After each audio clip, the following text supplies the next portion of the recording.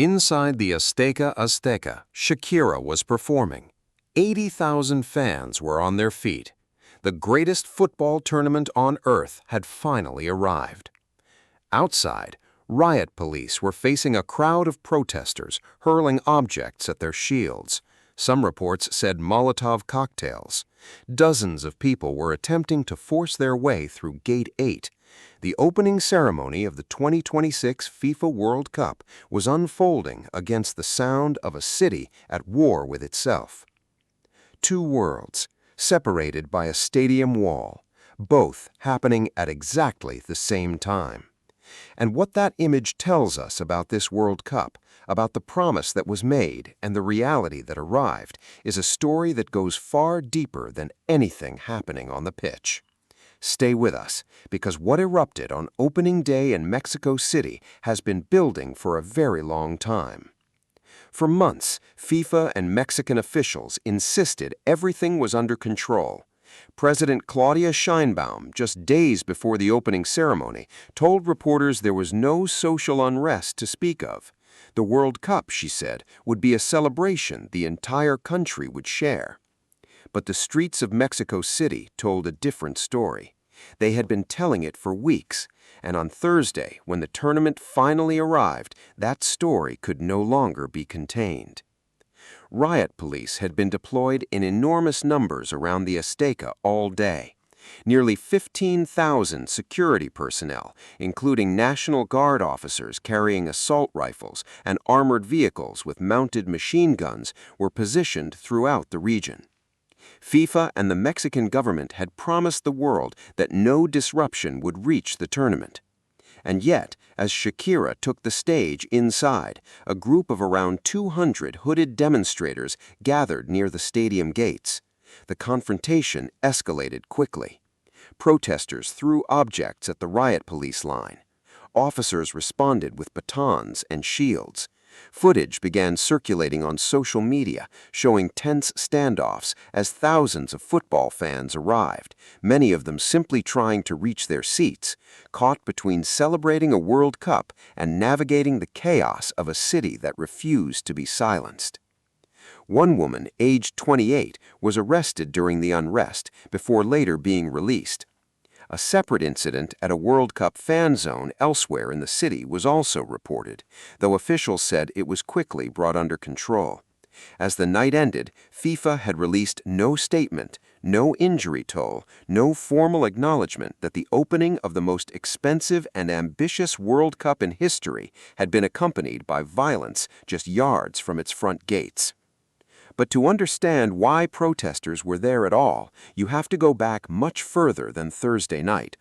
If you care about the full story of this World Cup, not just the matches, but everything surrounding them, hit subscribe now and turn on notifications, because we are covering this tournament every day, and the layers of this story run very deep. The people outside the Azteca on Thursday did not appear overnight. They had been gathering for months. They had been growing in number and in fury. And their anger was directed not at football itself, but at what football had come to represent in their city. Teachers from Mexico's National Education Union had been blocking streets and shutting down major thoroughfares in Mexico City for weeks before the opening match. Their demand was straightforward: better pay and a reformed pension system. Their frustration was equally direct. The government, they said, was spending enormous sums of taxpayer money on World Cup celebrations while refusing to negotiate with workers who had spent their careers building the country's classrooms. One teacher put it plainly to reporters: the union is demanding better pay and reform of the teachers' pension system. Instead, she said, the government is spending taxpayer money on the World Cup.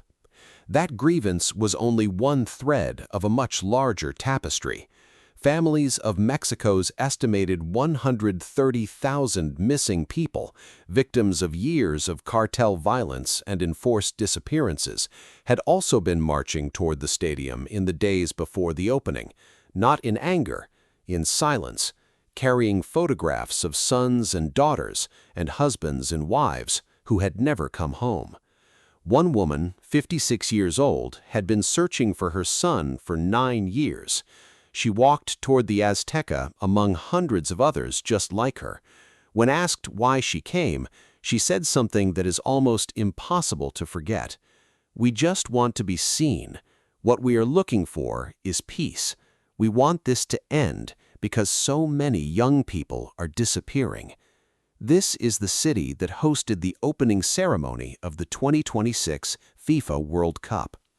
There were also demonstrators who had turned a major Mexico City highway into a makeshift football pitch months earlier, playing their own improvised match on the asphalt in protest, wearing Mexico jerseys alongside club colors, while an organizer provided commentary over a loudspeaker. They called it the World Cup of Dispossession. Their banners spoke of housing shortages, water shortages, broken transport networks, rising electricity costs. They said World Cup development was displacing local communities and accelerating gentrification in neighborhoods that had no means to fight back. Street vendors near the Azteca, many of them selling food from stalls that had operated for decades, were told to move. The city needed to look presentable for the world. Some of them had been there for their entire working lives. Now the tournament that was supposed to celebrate Mexico had no room for them. "FIFA doesn't like us," one vendor said quietly, before asking not to be identified. "That's why they're taking us away." And yet, as the night wore on and the football began inside, something complicated happened. Mexico won. They won 2-0, with Julian Quiñones and the extraordinary Raúl Jiménez finding the net. The stadium shook. Watch parties across the country erupted. From Atlanta to Los Angeles, from Monterrey to Guadalajara, Mexican fans celebrated their first ever victory in a World Cup opening match. Football, as it always does, found a way to cut through everything. For 90 minutes, the joy inside that stadium was real and enormous and entirely earned. But the protesters did not go home. The families of the missing did not stop marching. The teachers did not cancel their demands. And the questions that have surrounded this World Cup since long before opening day, who was it for, what did it cost, and who was left out, those questions did not disappear because Jimenez scored a header and wept on the pitch. This is the paradox at the heart of the 2026 World Cup, and it is not unique to Mexico, because what has happened in Mexico City on a smaller and more visible scale is a version of something the entire tournament is confronting. The Copa America was held at Hard Rock Stadium in Miami just 2 years ago, at the same venue set to host 2026 World Cup matches. The final between Argentina and Colombia descended into chaos when hundreds of fans without tickets stormed the gates. Paying customers were locked outside. A match that was supposed to celebrate South American football started nearly 90 minutes late. The Miami-Dade mayor described herself as outraged. More than 27 people were arrested. The escalators to the club level were destroyed. The warnings were there. The pattern was there. And now, with the full tournament underway across 3 countries and 16 cities, every one of those venues faces a version of the same question. What happens when the world's largest sporting event meets a world that is not always ready to receive it? Security forces in Mexico had been braced for disruption for days. The Azteca had been ringed with barriers. Access was restricted. Ticket checks were heavily enforced. And still, on the most watched night of Mexican football in decades, protesters broke through the perimeter and clashed with police while Shakira sang inside. There is something almost impossible to fully process about that image. A woman performing to 80,000 people at the opening of a World Cup, while outside the gates, a city was expressing its grief, its anger, and its exhaustion. Both things true. Both things happening simultaneously. Mexico's government was quick to contain the narrative. Officials said the fan zone incident was dealt with swiftly. The match proceeded without disruption. The football was played. The result was celebrated. In the official account, the evening was a success.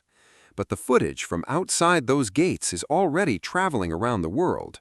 The image of riot shields and protesters and batons in the shadow of a football stadium on opening night is not one that disappears with a press release. What this tournament is revealing, day by day, is that the world FIFA invited to celebrate football is a world full of people who have things they need to say. Some say it with flags and chants. Some say it with silence and photographs. Some say it with their feet on the road and their banners held high. And on Thursday night in Mexico City, some said it with fire. The football inside the Azteca was magnificent. Raúl Jiménez scoring his first World Cup goal after surviving a fractured skull, weeping and pointing to the sky for his late father. That moment will be told and retold for decades. The noise of 80,000 people celebrating together is one of the most extraordinary sounds a human being can experience. But the noise outside the gates deserves to be heard too. Because the 2026 FIFA World Cup was promised to the world as the most inclusive, the most expansive, the most celebratory tournament in the history of the sport.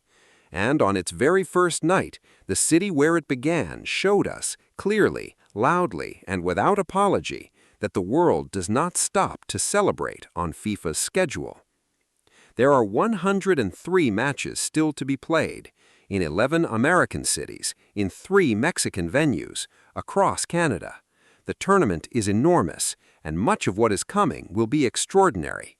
But what happened outside the Azteca on Thursday night was a reminder that football, however powerful, however beautiful, cannot solve the problems of the world it inhabits. It can only shine a light on them. And right now, that light is burning very bright. What do you think about everything unfolding around the 2026 FIFA World Cup? Let us know in the comments below. And if you want the full story of this tournament, on and off the pitch, subscribe now and hit the bell icon, because there is so much more still to come. And perhaps the most important question of all is one that no official will answer directly. If this happened on day one, on the most prepared, most watched, most heavily secured night of the entire tournament, what happens in the weeks ahead as the matches multiply, the crowds grow larger, and the world's attention intensifies? The tournament has barely begun, the pressure is already enormous, and the streets of Mexico City have already shown the world what is possible when a city's unfinished business meets football's brightest spotlight.